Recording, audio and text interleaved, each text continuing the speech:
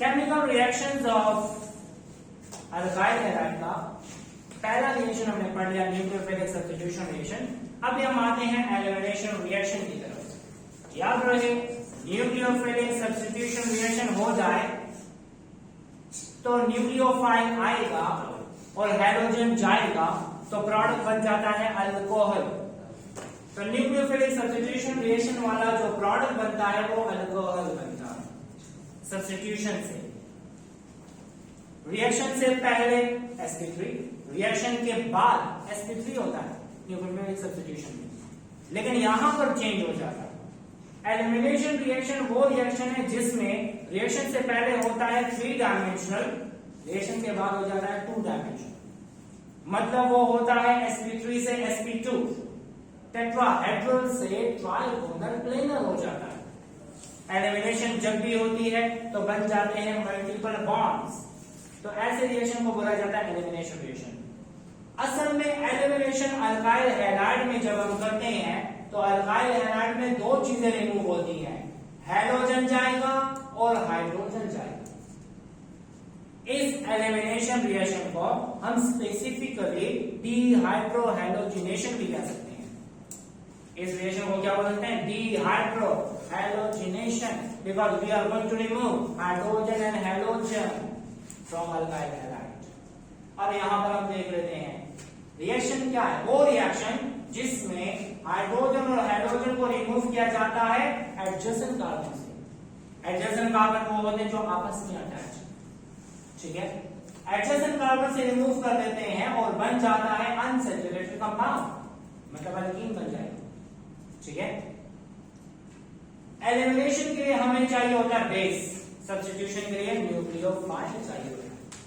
और आपको मैंने पहले ही बताया न्यूक्लियोफाइल अटैक करता है अल्फा कार्बन पे और बेस अटैक करता है बीटा हाइड्रोजन पे।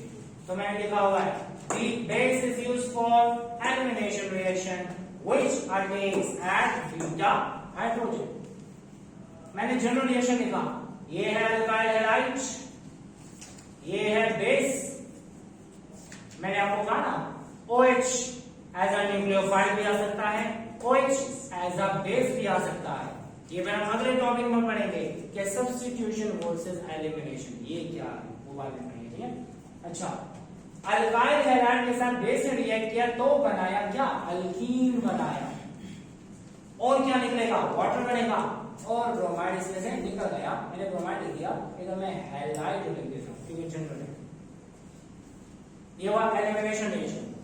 Just like nucleophilic substitution reaction, we have 2 mechanisms of elimination reaction, E1 and E2. जो प्रॉपर्टीज SN1 SN2 की थी वो प्रॉपर्टीज E1 E2 की हैं, देख लेते हैं। E1 mechanism, E2 mechanism. E का मतलब एलिमिनेशन, 1 का मतलब unimolecular. Rate depends upon 1 molecule. कौन सा ऑर्डर? First order. किस पे डिपेंड करता है? टर्शियरी अल्काइल हैलाइड पे। किस में होगा? E1 होगा किस में? ये होगा टर्शियरी अल्काइल हैलाइड में। कितने स्टेप में होगा? 2 स्टेप में। कौन से मीडियम में होगा? पोलर, सेम वजह जो हमने ऑलरेडी SN1 SN2 में पढ़ी ना डिटेल में। ये क्यों होता है, वही वजह यहीं पर भी है। यहां पर बेस का स्ट्रॉन्ग होना जरूरी नहीं है, समझ आ रही है? वजह क्या है? ऑलरेडी बॉन्ड टूटा होगा, बस बेस में आना है हाइड्रोजन को निकाल के नहीं जाना, ठीक है। एलिमिनेशन रिएक्शन में एक पॉइंट नहीं है, कौन सा? रिटेंशन इन्वर्जन वाला। रिटेंशन इन्वर्जन तब होती है कि जब एक जाए और दूसरा आए। यहां पे तो दूसरा कोई नहीं आना, यहां पे तो रिमूवल हो रही है। तो जब एलिमिनेशन रिएक्शन होगा तो रिटेंशन इन्वर्जन नहीं होता, समझ आ रही है? तो याद रहे SN1 SN2 में रिटेंशन इन्वर्जन पॉसिबल है, लेकिन E1 E2 में रिटेंशन इन्वर्जन नहीं है। रिटेंशन तब होगी, इन्वर्जन तब होगी कि जब एक जाएगा और दूसरा आएगा, ठीक है। ये हुआ टर्शियरी में, ये होगा किसमें? प्राइमरी में। What is E? Elimination reaction. What is 2? Biomolecular. Rate depends upon 2 molecule. कौन सा ऑर्डर? Second order. रेट किसके बराबर है? Proportional to alkyl halide and base, ठीक है। अच्छा, E2 मैकेनिज्म होता है प्राइमरी अल्काइल हैलाइड में, कितने स्टेप में होता है? एक स्टेप में।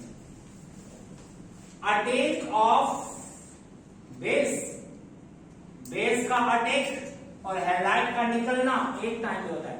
वही बात है ना सारी की सारी, इसमें कोई भी डिफरेंस नहीं है। अच्छा, सेम टू सेम जो वजह हमने पढ़ी है SN2 में, वही वजह E1 E2 में है। ये भी होता है नॉन पोलर मीडियम में, और यहाँ पे बेस का स्ट्रॉन्ग होना जरूरी है। टर्शरी में होगा E1, प्राइमरी में होगा E2, तो सेकेंडरी में क्या होगा? दोनों होंगे। Again depends upon what medium.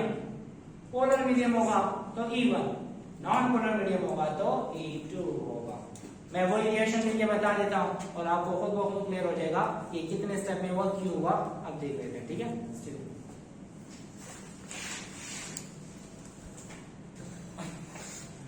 E1 और E2 मैकेनिज्म की जो जो प्रॉपर्टीज हमने डिस्कस की हैं वहां पे हमने पढ़ी है। अब हम उसको रिएक्शन की बेस पे देख लेते हैं कि कैसे उनमें ये प्रॉपर्टीज पाई जाती हैं।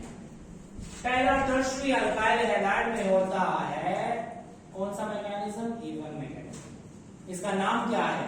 इसका नाम है टर्शरी ब्यूटाइल ब्रोमाइड। ऑलरेडी हम लिख चुके हैं। कोई रैपिड में इसका काम 2 ब्रोमो 2 मिथाइल प्रोपेन। अटैक करने वाला बेस है, चलो मैं लिख देता हूं, यहां पे हम लिख देते हैं, इसका नाम है tertiary butyl bromide. IUPAC name क्या है? 2 ब्रोमो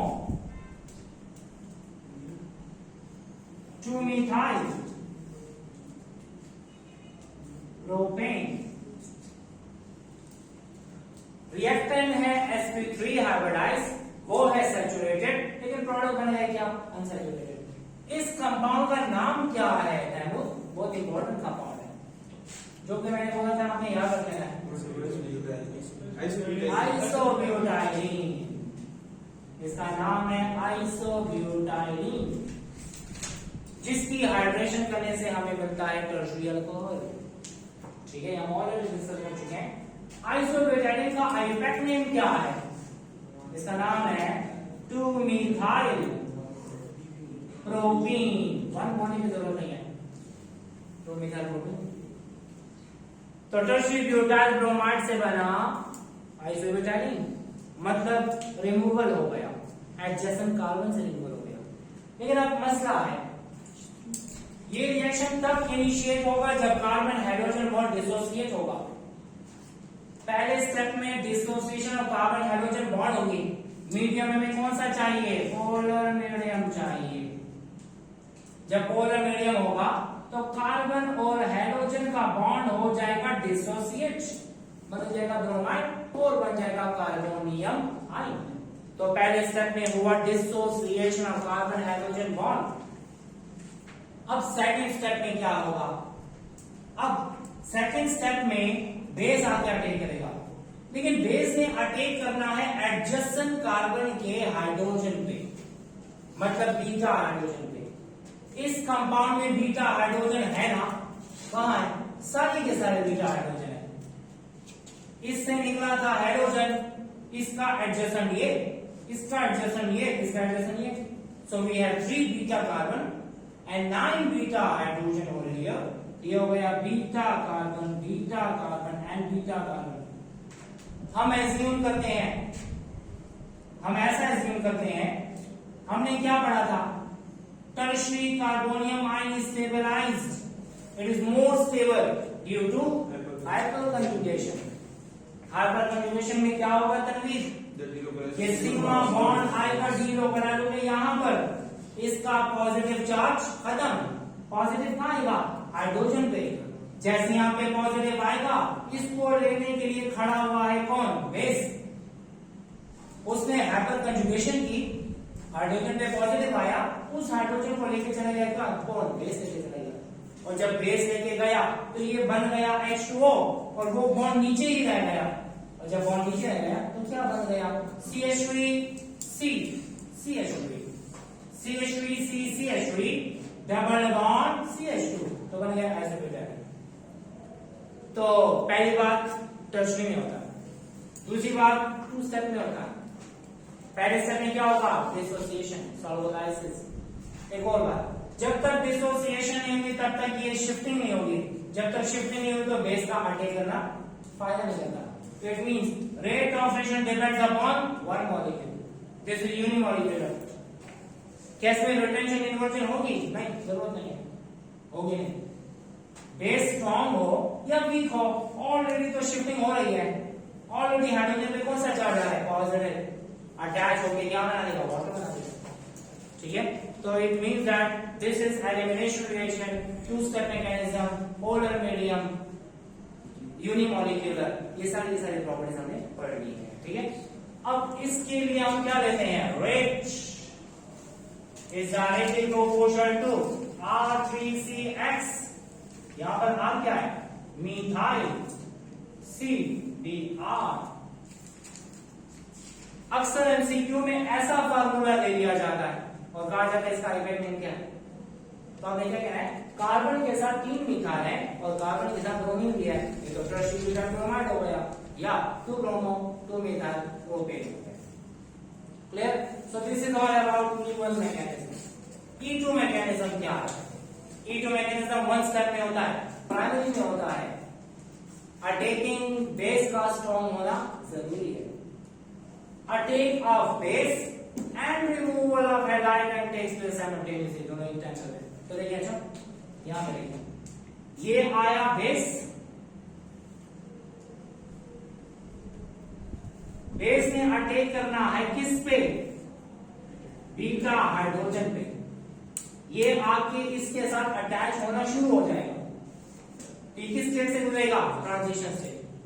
तो देखेंगे बेस आया, इस बीटा हाइड्रोजन के करीब बॉन्ड बनाना स्टार्ट कर दिया, ये बॉन्ड टूटना स्टार्ट हो जाएगा। ये जो टूटेगा तो कहां जाएगा? इस कार्बन कार्बन के दरमियान शिफ्ट होना शुरू हो जाएगा। और जब ये बॉन्ड यहां पर आ गया तो ब्रोमीन की तो जरूरत नहीं है, ऑलरेडी कार्बन के 5 बॉन्ड हो जाएंगे, तो 5 तो बना नहीं सकता। ये वाला बॉन्ड क्या हो जाएगा? टूटना स्टार्ट हो जाएगा। So this state is called as transition state,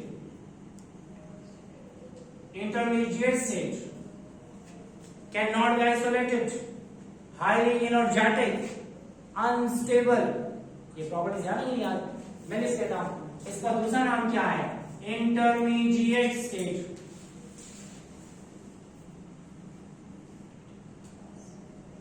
unstable, highly energetic,